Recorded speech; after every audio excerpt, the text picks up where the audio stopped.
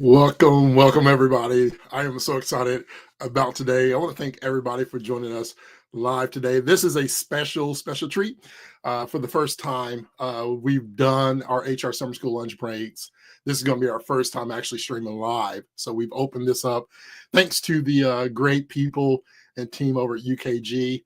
And we're going to have a special guest today, one of my great friends, favorite top speaker that many of you, I'm sure, may have heard. If you've never heard Julie Develin speak, this conversation is going to be a little different. This is two friends having a conversation that you just happen to join in on. But if you have the opportunity or you get the opportunity to see Julian at a conference or any events, phenomenal speaker and even better person. And you get to, she's down to earth. So we're going to have a great conversation with Julie today about one of the topics that she actually really kind of introduced me to. A couple of years ago, we had the opportunity together to share and get connected on a cruise. We had nowhere to go. It was just a bunch of water and some people on the boat for our HR cruise conference, and really connected, and psychological safety came up, and we started talking about this. And I've been so impacted by this thought and the value importance of what it can do for organizations and businesses. And so I know that there's going to be some content here today that you're going to love, and it makes me excited as well. As always, I just want to go over a couple of announcements. Feel free to jump into the chat. The more, the better. We love a good conversation. So if you've never been a part of HR Summer School lunch breaks, this is a member-only exclusive program that we have, that we partner with individuals. We partner with local and state groups as well. And so if this is something that you feel of value afterwards, you want to connect afterwards, you can reach out to us about our membership program.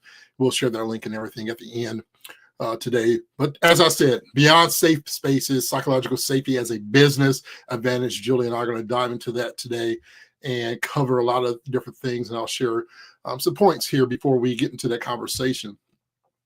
Over the course of the last year, Ben and I have been able to travel to a lot of state groups. We've done some virtual local chapters, virtual events, but we've been blessed to meet a lot of y'all in person. And it's something that we're forever grateful for, to be connected with all our HR Summer School alumni and people that's been in our community at Lighthouse Research and Advisory, as well as our Lighthouse Academy, which is our leadership development and coaching program that we have, that we offer those services to. And so we always like to collect these pictures, and every once in a while we want to put those up. So thank you to everybody in our community. We want to shout out all our actual partners as well.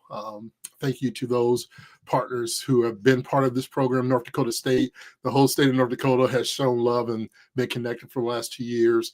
So shout out to that team there, Griffin, Gillespie, and that team out in North Dakota. I know that many of y'all are probably at your state sharing this week for North Dakota. For those who are joining in during that and cheating a little bit, maybe grabbing this as one of your sessions, I want to say shout out to all those people there. Indiana, Florida, Ohio, Minnesota as well. Even have a team over in Ghana, so we want to shout out those. And then North Carolina as well, some local groups there. So shout out to all the great people. If you let us know where you're coming from, what city, what state, throw that in the chat as well. But thank you to all our partners with us. A few quick questions that I'm going to say yes to. I love saying yes, but I've fallen even more in love with the word no. And that is yes, we are live. This is live today. Although our session with Julie was pre-recorded just a couple of days ago due to her flying. So she may be in the chat with us, but she's currently flying over to the mountain side of the world, I believe in Denver. So she'll be there, but she may be able to jump on into the chat. If not, she'll be joining and looking at some of these questions that you may have on the live stream as well. We are live. It is on demand. So if you register, if you clicked on the registration link and you register through that link, you'll be able to have access to this webinar on demand. So it is being recorded. If you're watching on LinkedIn, YouTube, Facebook, wherever it may be, Twitter, those streams, you'll be able to see those on the platforms of those choices as well. At the end, we will share with you the credit. This is registered for one credit for SHRM and HRCI. So we'll have that. And as always, comments and questions are always welcome. And then every once in a while, we like to give away some giveaways and some books and things of that nature, some HR Summer School swag. And so we want to do that as well for some of those great questions and comments that are going on in the chat. Today, Just a brief. One of the things that, as I got into this conversation with Julie, and over the last couple of years, really having conversations with many of you individuals, whether it's like some of the events that we've been to or conferences, or just an advisory team, this conversation on psychological safety has meant so much to me. Prior to me being, as many of you know, I always say that Ben Eubanks kidnapped me into the HR space and held me hostage here. So HR for me is Hostage Rogers, my last name. But ever since I've been a part of this family, this unified group of HR leaders and professionals, a lot of things I've learned from my previous mindset as an entrepreneur, owner of 18 retail stores in 2 different states, and loving people and wanting to see them develop. I always had the mindset that I always wanted to have engaged employees. I wanted employees to feel engaged with what they were doing, but also why they were doing it. And so it's always important to know what we do as a employee, but it's more important to tie into that why. And that really gives us that sense of purpose. And it gives you that sense of connection, not just to the outcome of the beginning of the problems and the outcomes of those problems, but it gives you connection just with your leadership and your people in general. And so when I found that out, I always wanted the next step, right? As entrepreneurs, as leaders in ourselves, we always see things as they are, but also where they could be and where we have a sense of direction and vision and our mission and purpose in our industry. And so from engagement, I said, I wanted to go from engaged employees to effective. How do we create an effective environment where they feel like they're being effective in their work and the things that they're producing? And so I went from engagement to effectiveness. And then it was like, how do we get them to really love it here, right? The sense of belonging, the sense of purpose. And what we found out over the time is that employees who have that sense of belonging, which is when employees feel like they feel respected, accepted, and appreciated by their direct leaders, that creates that sense of belonging. And then here comes Julie Develin. She wrecks my world from going from engaged employees to effective employees to employees who feel like they belong to creating a psychological safe place. What does that mean? And so as I began to look at this and we started doing research over the last couple of years, I want to share this real quickly, just a couple of slides before we get in this conversation with Julie. But some of the things that really stood out to me as I learned more about psychological safety and the roots of it and what we can do to really create this culture, if you will, to where employees feel this connection, where employees feel safe, that trust environment. And some of the things that really stood out to me as far as the fundamental, what's some of the foundational things that I believe and I've learned over the course of the last couple of years when it comes to psychological safety. Number one, I believe that we have to create and foster this functional and supportive culture. A key to psychological safety is really the culture where employees feel accepted, respected, and appreciated, as I said, not just by their peers, but also by their leadership. And I believe this is so profound. I believe this is something that really is the foundation of the step after psychological belonging, this belonging in the workplace that is crucial for engagement, that is crucial for employees to feel not just happiness, but have a spirit of joy about them, that they are excited about where they're going because their mindset is at peace. Their mindset is connected with leadership. They feel accepted. They feel appreciated. So fostering a functional, and not just functional, because sometimes we can create those things where it's functional, it's moving, and understanding, as we said in previous months, in August last month with Jason Lawson, he came in and said, listen, there's no perfect culture. And I believe this. Listen, there's no such thing as a perfect culture. Culture is something that is engaging because it is how we as in people feel, believe, and behave. Those things change. And so culture is something that we're always working on. It's something that's moving towards the ultimate goal, which is create this psychological safety where people are supported in that. The next thing I believe is that it is crucial from what I am learning that we as HR leaders, professionals, and even leadership in general, it's not just about HR, but what HR can do along with your C-suite or your directors, your managers, is really helping develop people managers. When we just research and dig into our research, about half of our employers believe that developing people managers is the key to supporting mental health of their teams. training on mental health can be provided and aligned with some of the training content that other providers may be able to provide. And so it's so important, as I always said in my retail days as an owner, operator, is that you got to inspect what you expect. I always have the mindset to inspect what you expect. What is it that I, as a leader, expect from our people? What is it that I, as a leader, expect from our culture? What is it that I, as a leader, expect for the outcomes that I desire? And am I putting in the work? Am I providing them the resources? Am I providing the support to our employees? And so this is critical that we continue to develop people managers, and not just people managers. I would love to just erase the word managers. As many of you know, we manage systems and process, we lead people. And so developing people leaders is so important to this as well. The other thing I believe is that we have to not just suggest, not just communicate. One of the biggest things I saw in some of the conversations I was having about psychological safety was, George, we talk about open communication. Our leadership talks about you can come into our office at any time. But there's still that disconnect, there's still that unknown fear. And so not just speaking on it, but promote it. How do you promote it? Having ongoing conversations, having open communication.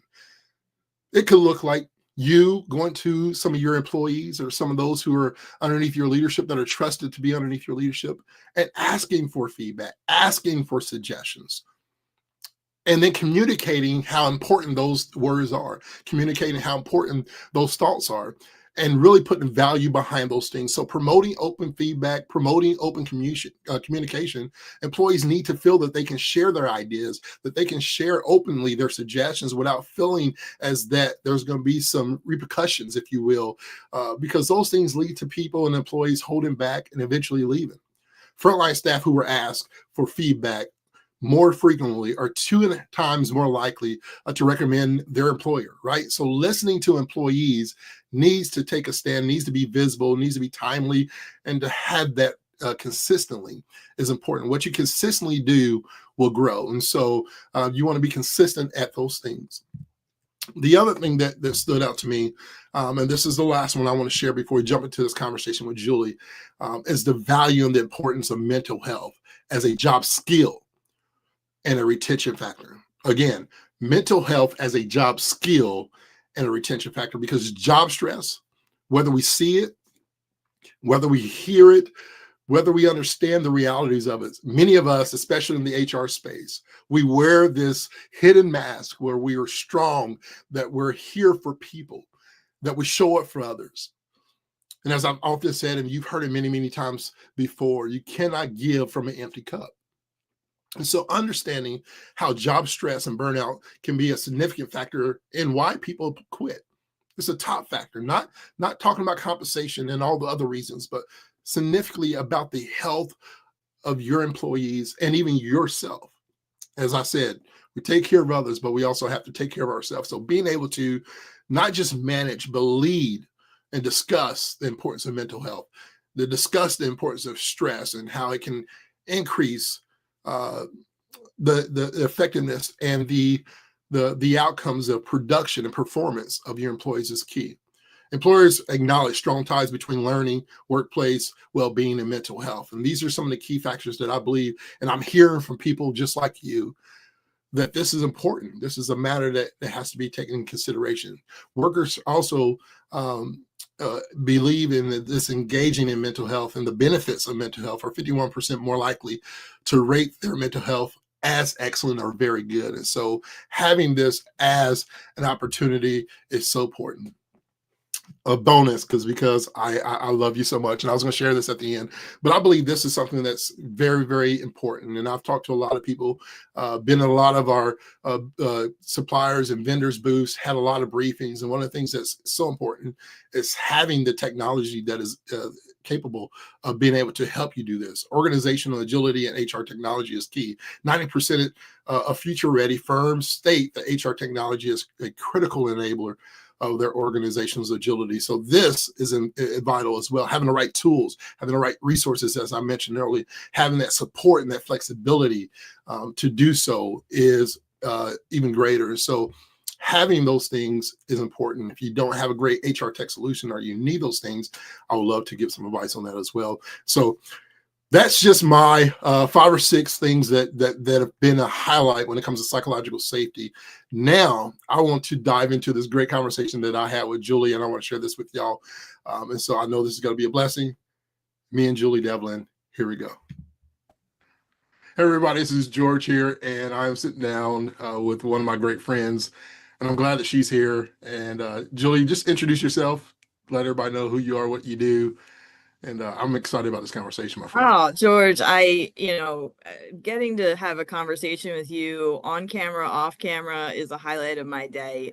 Julie Devlin, with UKG, senior partner in the Human Insights team, HR nerd, speaker extraordinaire, podcaster, all of the things. And again, just really happy to be here. I say I'm an HR nerd. My shirt today is I'm calling HR with the UKG with the UKG logo.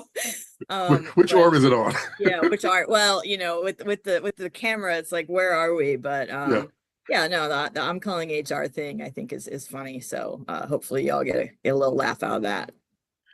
Julie, one of the things I love about you, and I can go on and brag about you, the difference is as we talk to each other, you make me blush, but you can't see it. I make you blush, and everybody can share. And so, just to kind of open up the happiness, can you share? And if you got more than one, maybe top three, but like what's a guilty pleasure of yours that people may not know? A guilty pleasure of mine.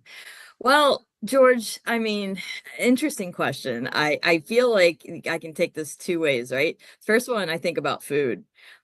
Guilty pleasure, I love cereal. I love it. I don't eat it hardly ever, because if I did, that wouldn't be good for my health. But I could eat like a box of cereal like in one sitting and not even blink. Right. I'm talking about like the sugary stuff, like the stuff that you would look at and say, oh What's the no. cereals now? Oh, We got to know the cereal. like Lucky Charms. I would just eat Okay, the marshmallows, or like Cinnamon Toast Crunch. Oh, so good. I'm Yeah, there with you. amazing. Yeah, I'm getting hungry. But that's one. And then the other way I take it is like from a hobby perspective. And I'm a big sports card collector. I love sports cards. I love memorabilia. I have way too many sports cards. And collect all sports. One of the most interesting and more recent sports that I've been collecting is WNBA. Awesome. And when we've seen all of the kind of hype surrounding the WNBA over the past several years, those of us who have been collecting for many years know that the WNBA cards have been out since the beginning of the WNBA.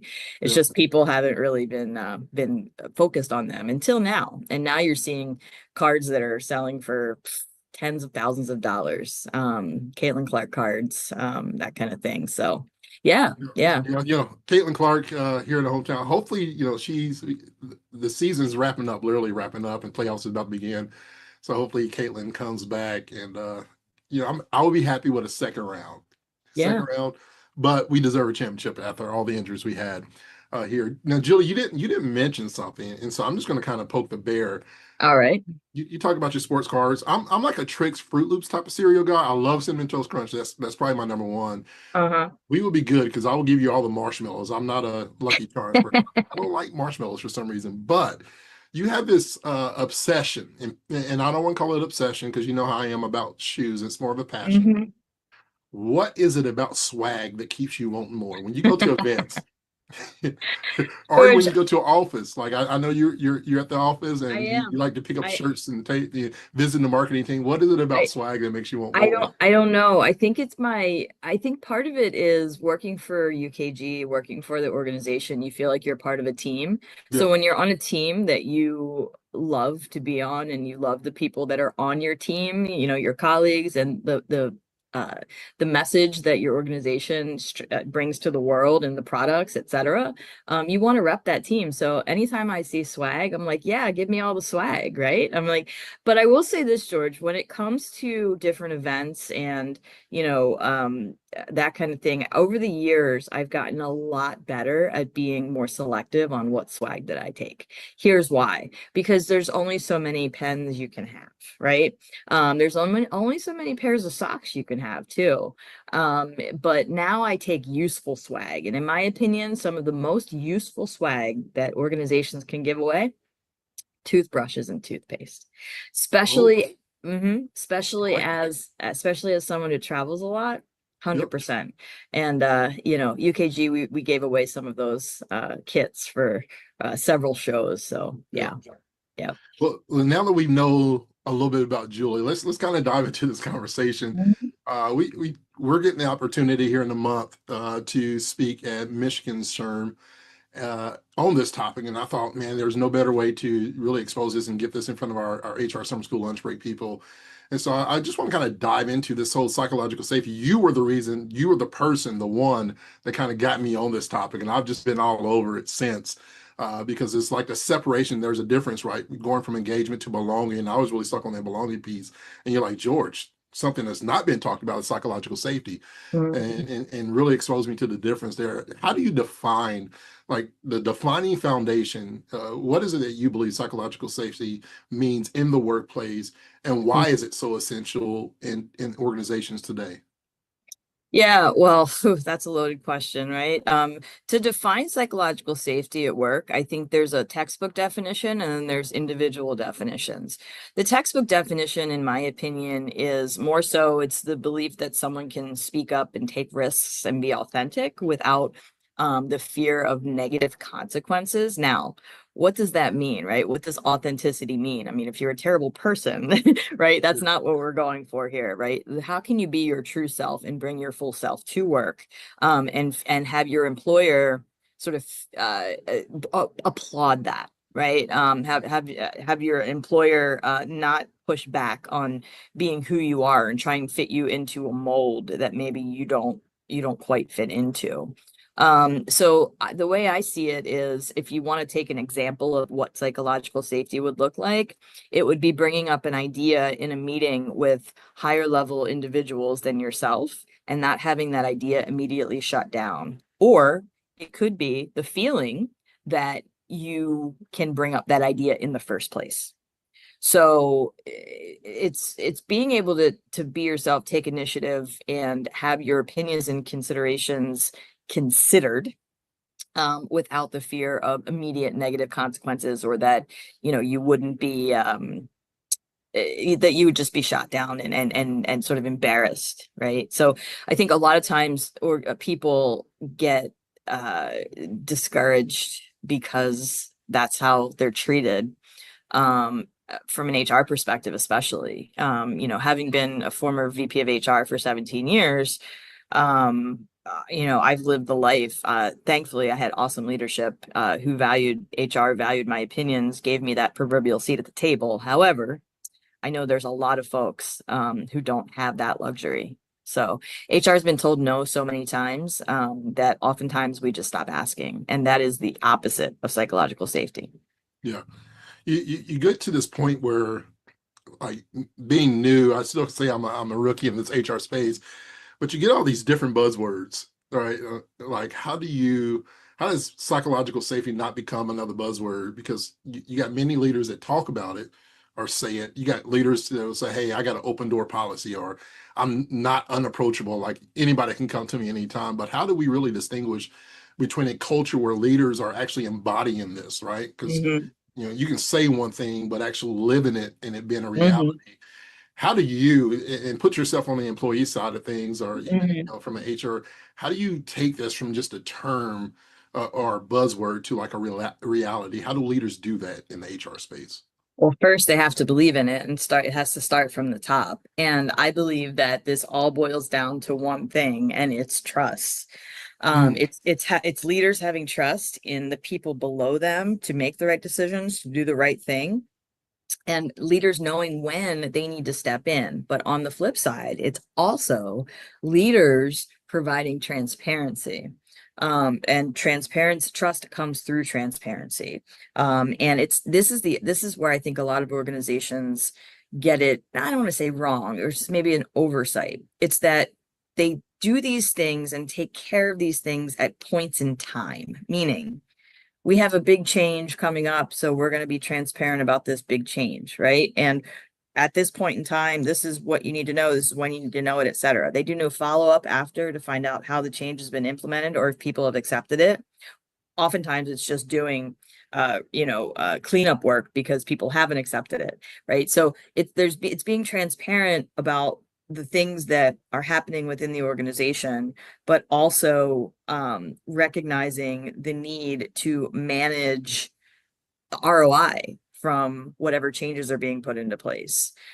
And again, not a point in time thing. It's a cultural thing where you work for this organization, and this organization is going to do right by the people, even if the news is bad. Yeah. Because that's the other thing. Organizations, they should not, only communicate when things are rosy, or the flip side, right? We should not only Yeah. communicate when things are not going well. Um, there's a whole other conversation there about how organizations communicate, but really, I truly, in my heart, believe that it's the core of everything. Communication and transparency, the core of trust. I feel like um, I never met an employee who got mad at me for over communicating an important message, right? So it's meeting people where they are. And your point is well taken on, it's very easy to say we have a psychologically safe organization where people can speak up. My next question is going to be, how do you know? How are you measuring that? How do you know people are speaking up? Right? I mean, how do you know that what your organization is preaching is truly what people are living? And Yeah. the only way to do that is to have smaller conversations on individual Yeah. level. Mhm. Yeah, the trust is a tricky thing. I'm an acronym junkie, so I always got to throw an acronym somewhere. But when I think about trust in the workplace, especially around this, I did a LinkedIn post several months back about transparency and psychological safety. And when I think about trust, I think about transparency. I think about respect. I think about how we need to uplift and understand, right? And then safety. What does that mean to be safe? Because growing up in my lifestyle, safety looked different. Safety sometimes in my mindset was just survival. Like I'm Mhm. safe if I can survive this situation. But safety within the workplace looks totally different. Sometimes still it's a survival. Like, can I say this and do I Mhm. survive not being fired for what I say? And then just truth. When there's for me, transparency and truth can be a little bit different because sometimes things can be transparent, but it's not always the full truth. Is what I Mhm. should say on that standpoint.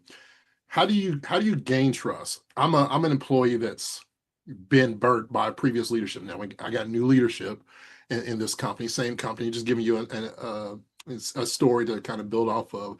How does a leader gain trust from somebody who's been hurt, who's Mhm. been uh, deceived or misled or Mhm. has made statements and Yeah, you bring a lot of past trauma to your current situations. And I'm not saying you individually, we bring a lot of past trauma from our previous situations into our current situations, myself included. And how does a leader gain the trust from someone who does not have trust? Like a new leader, you mean? How does a new leader yeah, gain that trust? yeah, I think you acknowledge the elephant in the room, right? Acknowledge that this is the way that things were done in the past, but this is not the way, or maybe it is still the way, right? That this is my leadership style. This is how I'm going to lead the team, right? This is what to expect moving forward.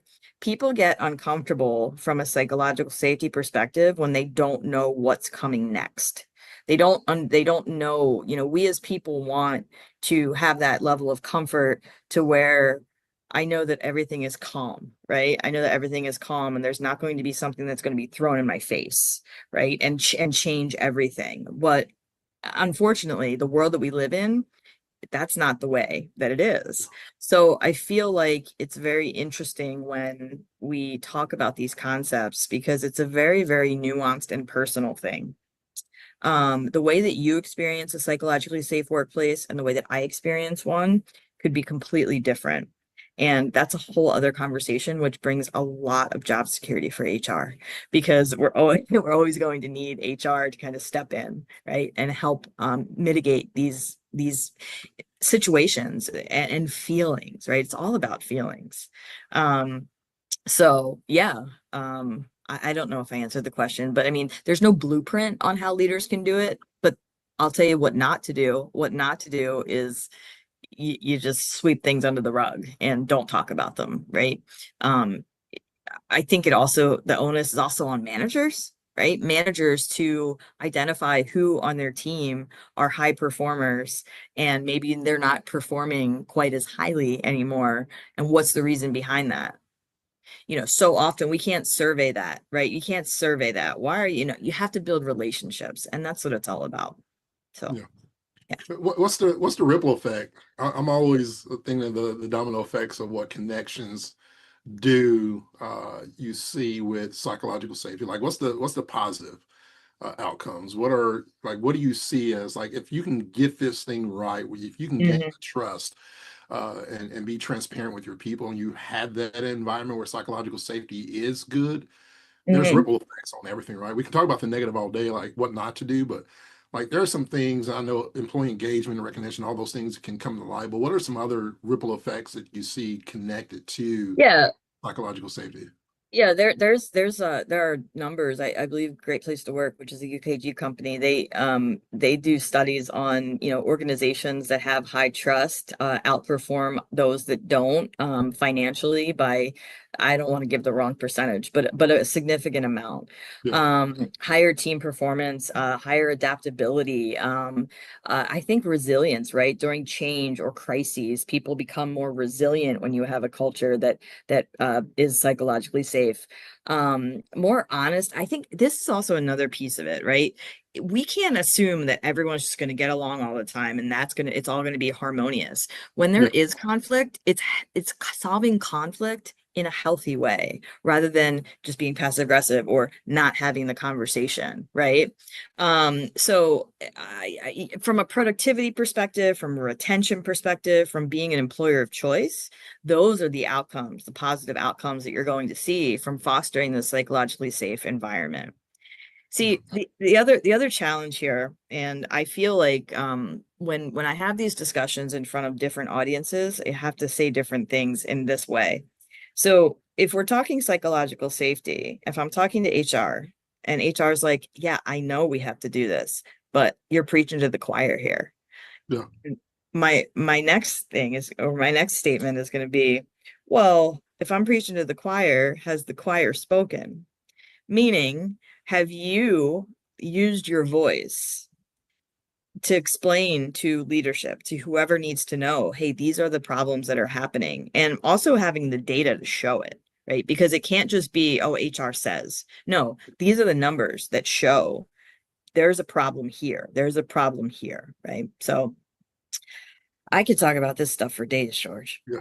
Yeah, I'm loving it. You said something that really triggers me, and I say triggers me because, like, healthy conversations, you talk, like, conflict happens, right? There's no perfect culture. I always say there's no perfect culture. Yours just doesn't have to suck. Like, you Yeah. gotta do something, like, not, dealing with things as an issue.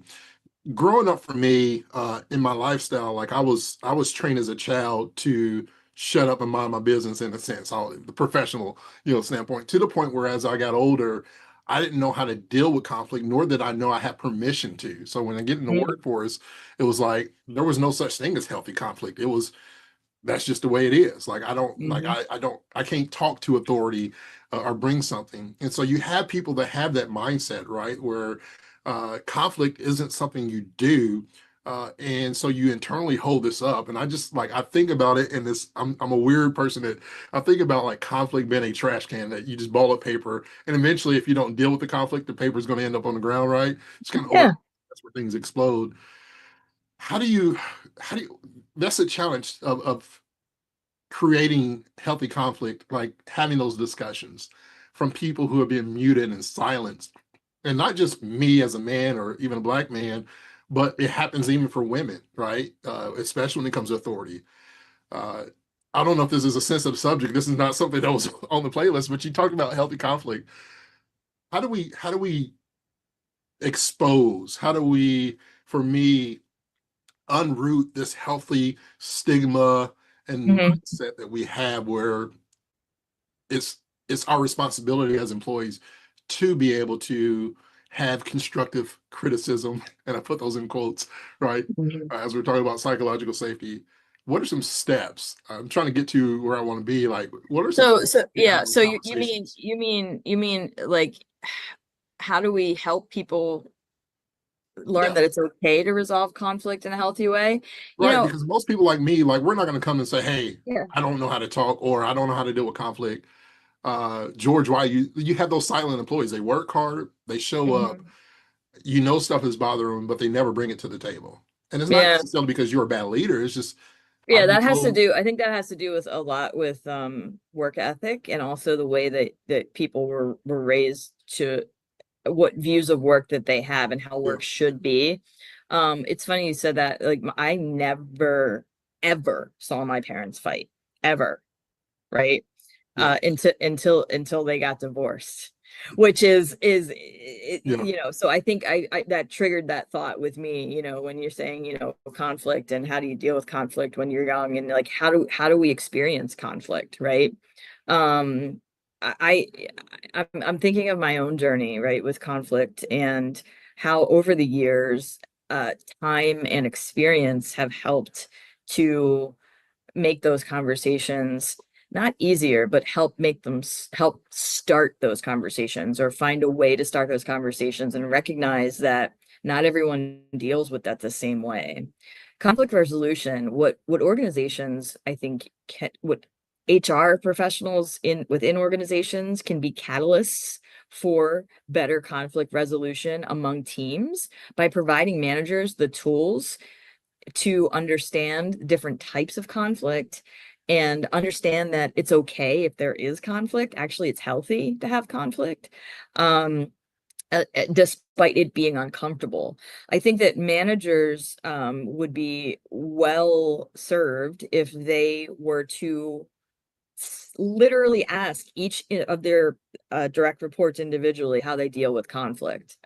How do you deal with conflict? I bet you, if managers do that, they're going to get people that don't know how to answer, right? yeah, um so again, so much to unpack with that, right?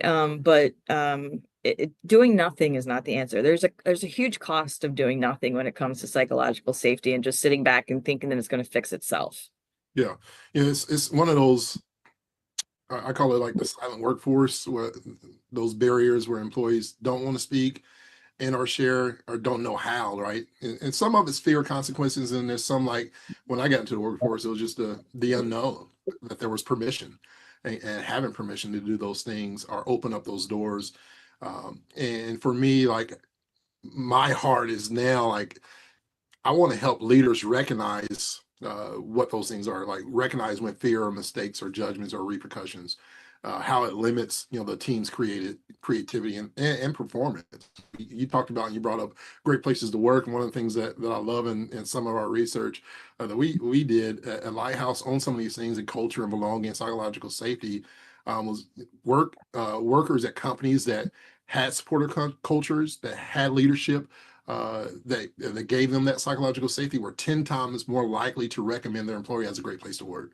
And so, Wow. like, that's when we talk about the benefits of opening up, 10 times more likely to recommend your place as a great place to work, because direct leadership provided that psychological safety and that culture of transparency.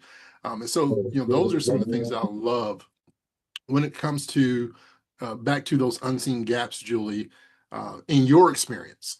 Uh, Mhm. where do organizations uh, often think they're fostering safety, but in reality, Ooh. employees don't feel it?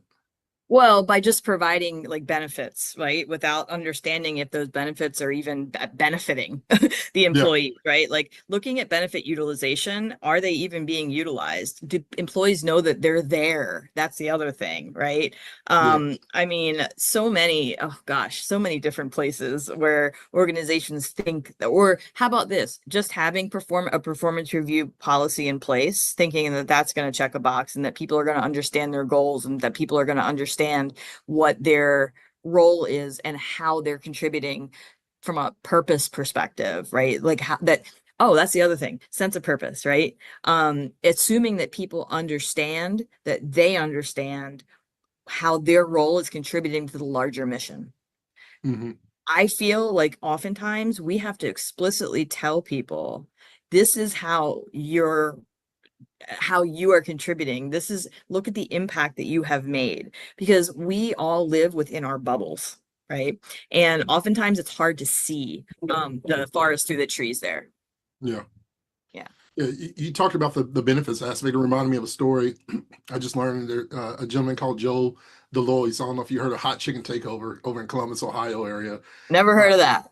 So he developed a business model that was specifically centered on providing informed benefits to his employees, particularly those who like that were dealing with facing barriers. So essentially, formerly incarcerated individuals, right? His heart, his goal was to create a fair chance at work through benefits. Like that was the deal. And so that was in financial, personal stability, development, housing, all those things. But before all that, Julie, he was like he provided benefits, just normal, vision, health, and all those things, but his employees were never signing up for it, right? And so he couldn't figure out why nobody would sign up for these benefits. And what he discovered after he decided to sit down and create a space at the table for employees to say, "Hey, we're doing this. Why are you not signing up for it?" And what he learned is that some employees were struggling, right? They were coming out into the world, and they needed to save money for a car, or they needed to save money because they wanted their own housing. And so he then modeled that and said, "Listen, your first $500 will match." And he created this financial, program that helped them support where they did a match. And what he saw is that once the people saw him investing in that and creating that safe space and having those conversations, they then started clicking and logging on to signing up for other benefits. And so there's a true connection there. I love that you share that. But there was that story kind of triggered on understanding the gaps and the needs of your employee, and the power of that.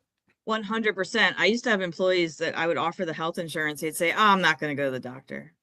Yeah. Right? It's like sometimes you have to help people help themselves. Yeah. Listen, there's two smells I cannot stand, and that's courtrooms and hospitals. I don't know what it is about them. And I've only been in a few courtrooms, not for myself, Julie. I've been, jail free, uh, so far, so Well, far. that's interesting. I was never caught doing any of the things that Courtrooms and hospitals. Interesting. there's something about hospital rooms or just hospitals in general. It's like a weird, it just puts me in depression. Like I hear I you. feel lost. But yeah, I I spend a got lot of time in hospitals, but yeah, I don't uh, like them. I do not like them. I want to spend the next, 10, 15 minutes. I don't know how much time we got here, but I want to spend the next couple of minutes to give the audience some real actionable strategies, if we would, on a few areas, like some leadership practices, HR's role, and like how do we, is there a way to measure safety in this standpoint? But what are some practical, some everyday actionable steps we as leaders can take to build? You mentioned a few, but if you had 3 steps, and I'll add in if we need be. yeah. But what are the first foundational 3 steps of Julie Develin psychological safety? If I were trying to, if I recognized that there was a problem with psychological safety in my organization, the first step that I would take would be to have a meeting with leadership. And I would have that meeting with leadership, whatever leadership looks like within your organization. It could be your direct manager, it could be the CEO. It depends on the size organization, the culture, all of that stuff, right? Find the person, bring their strength in numbers. When you bring other people along, then you're able to better make your case, right? Again, the strength in numbers. The other thing that I would do even before I did that, I would be armed with the data. So oftentimes, organizations will survey employees after a problem has been identified. But the time to survey employees is now to establish a baseline so you can understand in points of time what sentiment is. So that way, the next time you do the survey, you're able to see, okay, this is where we went down, or this is where we improved, or this is where we stayed the same, right? Yep. So if you can't, what gets measured gets changed, and what gets measured gets done. And for leaders in HR, you are armed with incredible information and data that tell the story of what's going on in your organization. The challenge is that oftentimes that data is in a million different places, and you can't tell the story accurately because you can't trust that data. So step one, really, I just said 3 step ones, right? Making sure that your data is in the right place that you have a system, a single system, right, that you can trust, that's automated. And then it's telling the story to the leadership, telling the story, and then like using your voice. Oftentimes in HR, I mentioned earlier, we've been told no so many times in our careers, right? So or we've been dismissed, or we've not been given that seat at the table. So oftentimes we just stop, saying, oh, well, nothing's going to change, right? Yeah. So that's a defeatist attitude, and we can't have that. I love the what doesn't get measured doesn't get changed. When I listen to everything that you said so far, like first couple of things that popped into my head was modeling the transparency and vulnerability. Mm-hmm. And maybe vulnerability is just more of who I am. I try to be as vulnerable as possible, like sharing my mistakes, my uncertainties, lessons I've learned, admitting, the fault. If I find fault in all I see, sometimes I gotta find the fault in me as my mindset. And so can't always be everybody else's fault as a leader. Like what's the reflection that I have? One of the things I did in my retail stores, like I celebrated failures and mistakes. And Mm-hmm. so I always invited and rewarded voices. Like I wanted to be proactive. And so like I wanted to have input. And so I want to be able to recognize and really appreciate that contribution of like holding me accountable, one, to our core values if I've not held them up, but also respond with curiosity. One of my mentors always said, George, always respond with curiosity, not criticism. Mm. So that's something that, again, the whole fault, like replace blame with open-ended questions. Like, what can we learn from this? What have I learned? Yeah. And be able to share those things, right?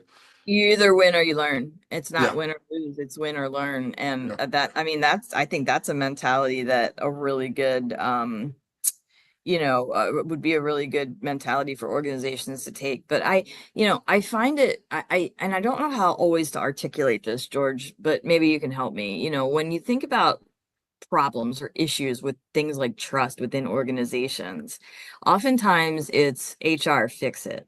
But you can't, it's not HR, it's not, yes, HR is part of the solution or can be mhm, part of the solution, but it can't be the only solution. We in HR need to not be so siloed, and we also can't assume that we understand that we know what's going on in other areas of the organization.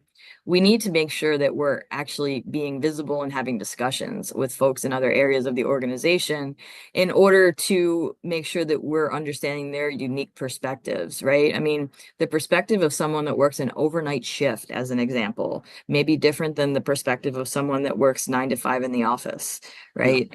And their different psychological safety needs may be, completely on opposite ends of the spectrum, right? So, yeah. what are your thoughts there? I love that you like embrace the HR role just because, for me, again, on the outside, everything that deals with people in the workplace is always HR. It's their fault and their responsibility, right? If things don't get changed, like what it needs to be done. I think that alignment has to be done. HR professionals, for me, seem to be the champions in the reinforcement of all things culture, safety across the organization. And for me, my heart goes out to the HRs of one. We have several of those that are here watching this webinar, and it's like, how do you maintain and master another thing on top of everything else? And so having that balance is key. Where HR is a department, but how do you then make this part of the business strategy, if you will, in alignment to everything that we do and say as a organization? Um, that brings me to like the measuring aspect, um, because how does this impact different things? We can talk about how it impacts retention. There's a measurement there, right? People feel safe. They typically stay in those courses, right? The same as belonging in healthy cultures. Do you have any other reliable, like what are there any other ways besides retention to really measure or assess psychological safety, or how should Yeah. organizations? Yeah, sentiment analysis, right? Having the ability to ask people how they're feeling on a day-to-day basis and then have that information be curated and sent out to managers is priceless, right? Yeah, I mean, so many different ways, but you have to have good software in place to do it, right? You have to have a good HR software that, is intuitive, AI first, that kind of thing. yeah. So, Yeah, I mean, so many different ways, George, that we can help foster psychological safety. But I would recommend that organizations look at your own culture, look at your own challenges. Like, don't, you can look to other organizations to see what they've done and what has worked, but your organization is unique. Your people are unique. Their needs may be unique, right? So, looking at best practices, but also understanding the needs of your people. And the Yeah. only way you can do that is by having conversations and asking the right questions. Yeah. You mentioned AI. I was almost done with any questions off the top of my head, and you mentioned AI. How does AI play a role? I'm AI, interested in. well, if you think about what's going on in the common vernacular in our world today and how Yeah. all the robots are taking over, the AI, in my opinion, can help psychological safety and hurt psychological safety. And I mean, especially from a transparency perspective, at UKG, we did some research that showed that curiosity in AI does not necessarily equal confidence in AI. And also, employees would be better to trust AI with their employer's use of it if they were more transparent about how it was being used to make decisions. Yeah. So, from that trust and transparency perspective, we need to make sure that we're also including how we're utilizing technology in order to make decisions that affect people's lives and their livelihood. Yeah. So, in the ways that we're able to be transparent about it, right? I mean, obviously there are certain things that we don't share with employees for whatever reason, but the more we can share and more about the whys behind the do's, the more psychologically safe workplace we're going to have. Yeah. You said something, Julie. I don't know if this is something that you can repeat or not, or if it was a statement. You said curiosity in AI is what? Can you make So that I said curiosity doesn't necessarily equal confidence in AI. curiosity? I love that. Yeah, because I'm super curious about AI and all the AI tools, but I wouldn't say that I'm 100% confident on how to utilize most of them, right? I mean, Yeah. there's the low-hanging fruit HR or AI tools, right? But then there's some of the more, I guess, what would be deemed complex tools, right? And then the other thing about AI itself is that it's the depth and breadth of AI is so vast that many of us don't even know what's possible, Yeah. right? But I can tell you right now, the way that work is being done today generally may not be the way that work happens a year from now, right? Because the pace of change is insane, right? I mean, I don't know about you, George, but the whole time I've been in the workforce, I've never seen something transform and disrupt work the way that AI has. Now, that's not always a negative thing, right? Yeah. Because it has absolutely helped in positive ways for me with productivity, with creativity, etc. But it's certainly, we all experience change differently. Yeah. And that's a big part of the psychological safety piece as well. Yeah. There's so many different ways I can go to that. Maybe part two. We'll do a part two, Julie, in the future. Any last words? You are HR at heart. You care about these people, men and I women all do. over. And I know how it makes your heart feel. If you can share anything with the Yeah, audience to help them finish strong in 2025 and really embrace yeah, opportunities uh, yeah. Yeah. and everything, what would you say to them right now? I say this to HR, payroll, all of the people professions, right? A lot of times people don't come to you to say thank you, but I'm saying thank you, right? Thank you for everything that you do. Whether or not it feels like you're making a difference or not, you are making a difference, right? As long as what we're doing is, we are taking care of the most important asset of an organization, which are the people, because without the people, even if the robots are taking over, without the people, organizations aren't going to run, there aren't going to be profits, and there's not going to be productivity. So recognize that the work that you're doing is important, and that it's not easy. Our job is never done, which makes it exciting and also challenging as heck. But I'll leave it there and just say, George, fostering a psychologically safe workplace is not a nice to have, it's a have to have. And it's not a one-time thing where we can snap our fingers and say, my workplace is psychologically safe today, so I'm done. Yeah, No, it's a process of continuous improvement. So, awesome. Julie, man, I said Julie, man, Julie, woman, hey, Julie, my whatever. friend, Julie, my sister from another mister. It's been great. Where can people connect with you? Yeah. Listen, I love all your socials, even your hidden socials. I'll be finding Yeah. stuff on Julie all the time. Like, is this you? Where can people connect with you, learn more if they Yeah. want to connect with you and reach out, maybe have you speak? workshops. Yeah. Feel free. Yeah.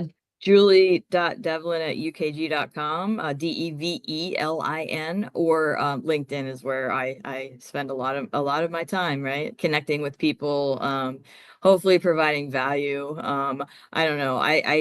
I'm very authentic when it comes to LinkedIn. I learned that people, sometimes need a break from the day-to-day grind. So I'll do fun polls like, what color banana would you rather eat, or or how ripe the banana, or which pen would you like to use, or all that kind of stuff. So it all has a little bit of a workplace spin, but not always so serious. But then again, I do a lot of speaking on AI topics, on employee engagement, on HR enablement, on my God, C-suite topics. I mean, George, I speak all over, and so do you. So, and sometimes we speak together, which is Yeah. fun. Yep. So, That's yeah, the thing. Y'all got to bring Julie and I together, yeah. co-PO, and we're excited about that. Michigan Sherm's getting the next step here in the next month, and so we're excited about that. My friend, I appreciate you.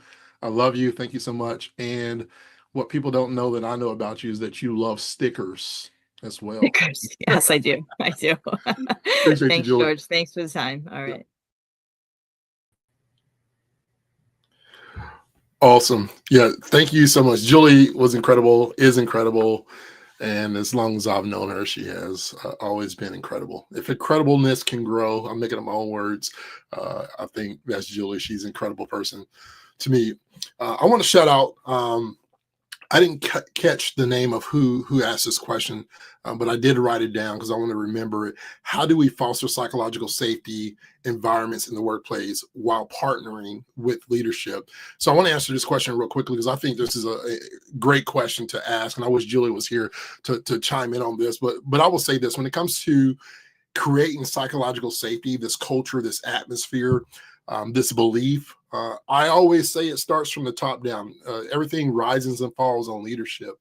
And no matter how you define leadership, whether it's through titles that are given to people, those comes with positions, right? You got position leaders where they have leadership because of the position that they're in, and you have these other sorts of leadership. I believe, and I'll say it real quickly, I'll give you 5 ways and strategies.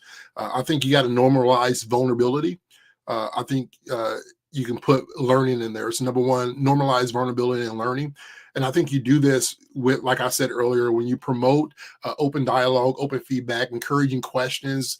I would always say this as a leader: it is so important not just to have open feedback and questions, but you have to also start submitting reflection in that. We talk so much, but we don't reflect, right? Do I understand you to say? Did I hear you say XYZ, right? Reinforcing those mistakes, reinforcing those questions or suggestions, having that vulnerability is so important. I think that's part of the growth and innovation of creating this psychological safety. Number 2, build trust through consistent communication, like consistency. And Julie said it best: like, if you don't measure it, it won't change. So measure. How do you measure change and consistency? I think leaders who model transparency, active listening, empathy, consistently doing one-on-ones, huddles.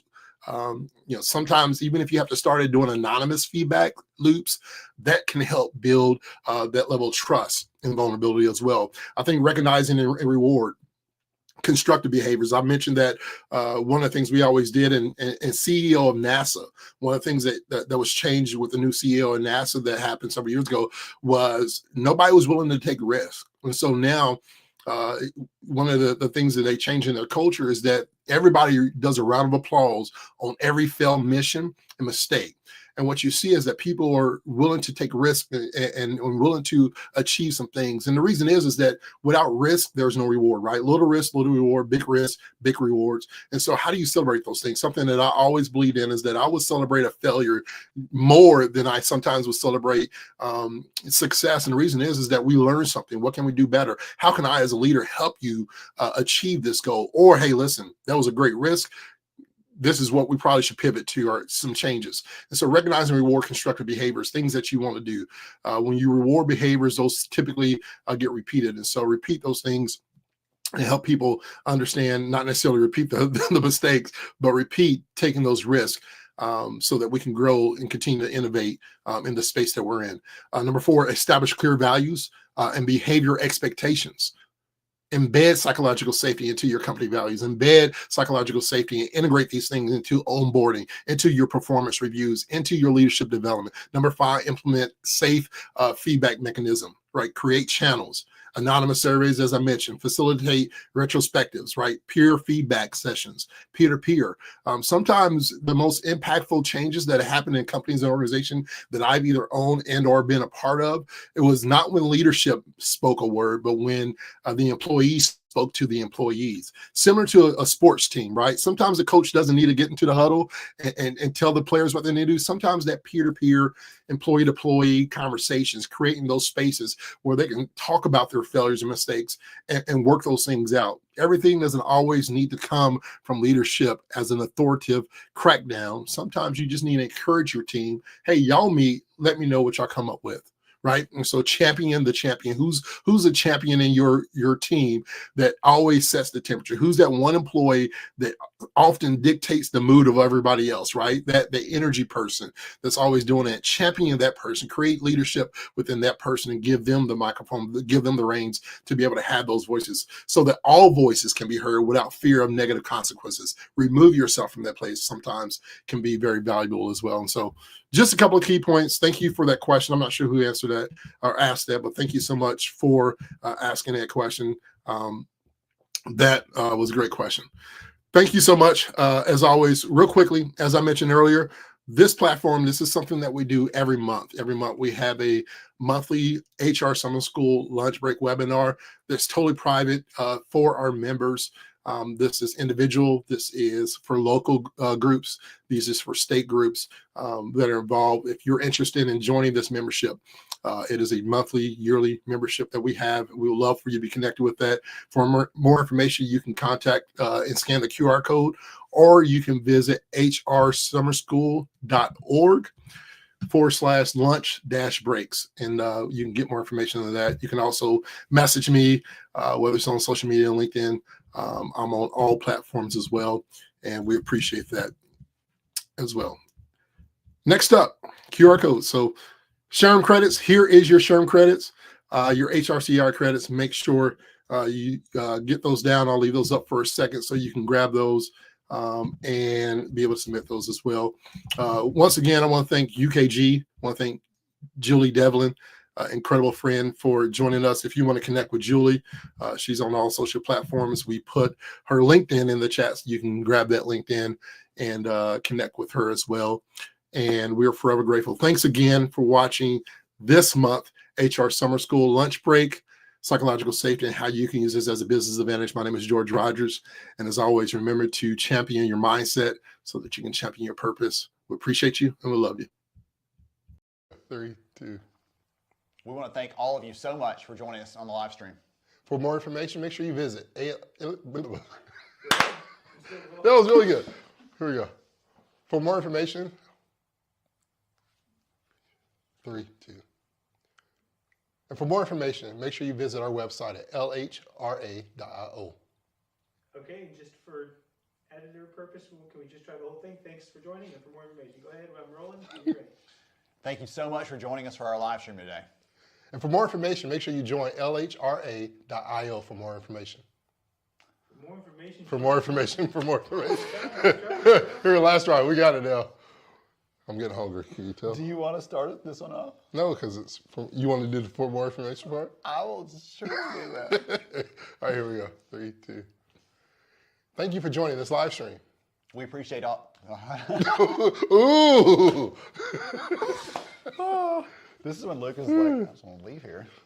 Oh, you making me sweat. If his stuff wasn't set up, he'd just walk out. All right, here we go. We want to thank everybody for joining us today on this live stream. For more information, you can find our website at lhra.io. Nice.